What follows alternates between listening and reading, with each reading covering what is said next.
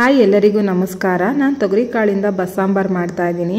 ನಾನಿಲ್ಲಿ ಅರ್ಧ ಕೆಜಿ ಕಾಳನ್ನು ಬಿಡಿಸ್ಕೊಂಡು ಎತ್ತಿಟ್ಕೊಂಡಿದ್ದೀನಿ. ಹಾಗೆ ಒಂದು ಹಿಡಿಯಷ್ಟು ಮುಳ್ಳುಗೆರೆ ಸೊಪ್ಪನ್ನ ತಗೊಂಡಿದ್ದೀನಿ. ಇಲ್ಲಿ ಸ್ಟವ್ ಮೇಲೆ ಒಂದು ಪಾತ್ರೆನ ಇಟ್ಕೊಂಡು ಸ್ವಲ್ಪ ನೀರನ್ನು ಕುದಿಯೋಕೆ ಇಟ್ಟಿದ್ದೆ. ನೀರು ಕುದ್ಮೇಲೆ ತೊಗರಿ ಕಾಳನ್ನ ಹಾಕ್ಕೊಂಡು ಉಪ್ಪು ಹಾಕಿ ಬೇಯಿಸ್ಕೊಳ್ತಾ ಇದ್ದೀನಿ.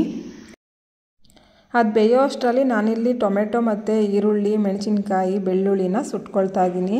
ಸುಟ್ಟಿ ಮಾಡಿದ್ರೆ ಒಂಥರ ಡಿಫ್ರೆಂಟ್ ಟೇಸ್ಟ್ ಇರುತ್ತೆ ಅಂತೇಳಿ ನಾನು ಸುಟ್ಕೊಂಡು ಮಾಡ್ತಾಯಿದ್ದೀನಿ. ಅವಾಗೆಲ್ಲ ಬೆಂಕಿ ಕೆಂಡದಲ್ಲಿ ಸುಟ್ಟು ಮಾಡ್ತಾಯಿದ್ರು, ತುಂಬ ಚೆನ್ನಾಗಿರ್ತಾ ಇತ್ತು. ಇಲ್ಲಿ ಸಣ್ಣ ಸಣ್ಣದು 2 ಈರುಳ್ಳಿ, ಸಣ್ಣ ಸಣ್ಣದು 2 ನಾಟಿ ಬೆಳ್ಳುಳ್ಳಿ, ಹಾಗೆ 1 ಟೊಮೆಟೊ, ಖಾರಕ್ಕೆ ಎಷ್ಟು ಬೇಕೋ ಅಷ್ಟು ಹಸಿಮೆಣಸಿನ್ಕಾಯಿನ ತಗೊಳ್ತಾ ಇದ್ದೀನಿ. ಇದು ಸಿಡಿಯುತ್ತೆ ಅಂತೇಳಿ ಚಾಕುನಲ್ಲಿ ಚುಚ್ಚಿ ಹಾಕ್ಕೊಳ್ತಾ ಇದ್ದೀನಿ.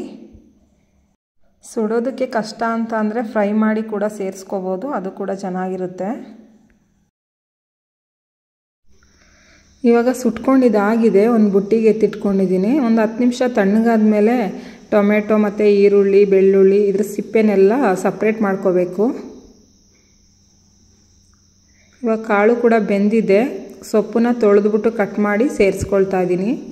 ನಾನು ಈ ಸೊಪ್ಪಿನ ಬಗ್ಗೆ ಆಲ್ರೆಡಿ ಒಂದು ವಿಡಿಯೋ ಮಾಡಿದ್ದೀನಿ. ಇದರಿಂದ ಬೇಳೆ ಜೊತೆ ಬಸ್ಸಾಂಬಾರು ಮಾಡಿದ್ದೆ.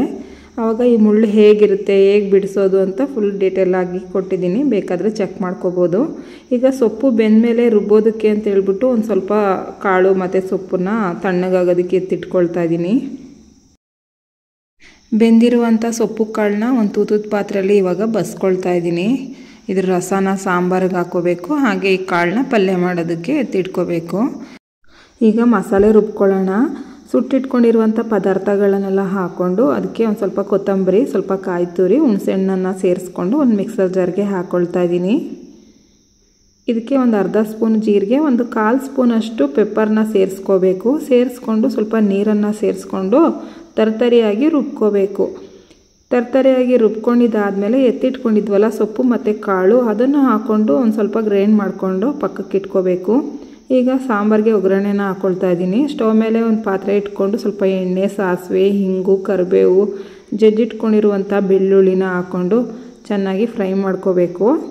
ಇದು ಫ್ರೈ ಆದಮೇಲೆ ರುಬ್ಬಿಟ್ಕೊಂಡಿರುವಂಥ ಮಸಾಲನ್ನ ಹಾಕ್ಕೋಬೇಕು. ಮಿಕ್ಸರ್ ಜಾರ್ಗೆ ಸ್ವಲ್ಪ ನೀರನ್ನು ಸೇರಿಸ್ಕೊಂಡು ಹಾಕೋಬೇಕು. ಹಾಗೆ ನಾವು ಬಸ್ತಿ ಎತ್ತಿಟ್ಕೊಂಡಿದ್ವಲ್ಲ ರಸ, ಆ ರಸನೂ ಕೂಡ ಸೇರಿಸ್ಕೊಂಡು ಸಾಂಬಾರಿಗೆ ಎಷ್ಟು ಬೇಕೋ ಅಷ್ಟು ನೀರನ್ನು ಹಾಕ್ಕೊಂಡು ಚೆನ್ನಾಗಿ ಒಂದು ಸಲ ಮಿಕ್ಸ್ ಮಾಡಿ ಕುದಿಯೋದಕ್ಕೆ ಇಡಬೇಕು. ಈಗ ಪಕ್ಕದಲ್ಲಿ ಪಲ್ಯನ ಮಾಡ್ಕೊಳ್ಳೋಣ. ಸ್ವಲ್ಪ ಎಣ್ಣೆ ಹಾಕ್ಕೊಂಡು ಎಣ್ಣೆ ಕಾದ್ಮೇಲೆ ಸಾಸಿವೆ, ಹಾಗೆ ಕಟ್ ಮಾಡ್ಕೊಂಡಿರುವಂಥ ಹಸಿಮೆಣಸಿನ್ಕಾಯಿ, ಈರುಳ್ಳಿ, ಕರಿಬೇವಿನ ಸೊಪ್ಪು ಇದಿಷ್ಟನ್ನು ಹಾಕ್ಕೊಂಡು ಫ್ರೈ ಮಾಡ್ಕೋಬೇಕು. ಹಾಗೆ ಸ್ವಲ್ಪ ಉಪ್ಪನ್ನು ಹಾಕ್ಕೋಬೇಕು, ಈರುಳ್ಳಿಗೆ ಎಷ್ಟು ಬೇಕೋ ಅಷ್ಟು. ಚೆನ್ನಾಗಿ ಒಂದು ಸಲ ಮಿಕ್ಸ್ ಮಾಡಿ ಸ್ವಲ್ಪ ಕಾಯಿ ತುರಿ ಹಾಕ್ಕೊಂಡು ಅದನ್ನು ಕೂಡ ಫ್ರೈ ಮಾಡ್ಕೋಬೇಕು.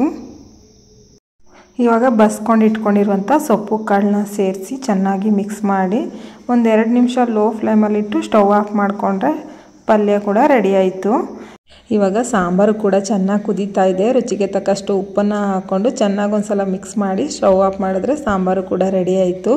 ನಾನು ಈ ಸಾಂಬಾರಿಗೆ ಮುದ್ದೆನ ಮಾಡ್ಕೊಂಡಿದ್ದೀನಿ. ಮುದ್ದೆಗಂತೂ ತುಂಬ ರುಚಿಯಾಗಿರುತ್ತೆ, ಬೆಸ್ಟ್ ಕಾಂಬಿನೇಷನ್ ಅಂತಲೇ ಹೇಳ್ಬೋದು. ಬಿಸಿ ಬಿಸಿ ಮುದ್ದೆಗೆ ಆ ಬಿಸಿ ಬಿಸಿ ಬಸ್ಸಾಂಬಾರಂತೂ ತುಂಬ ಚೆನ್ನಾಗಿರುತ್ತೆ.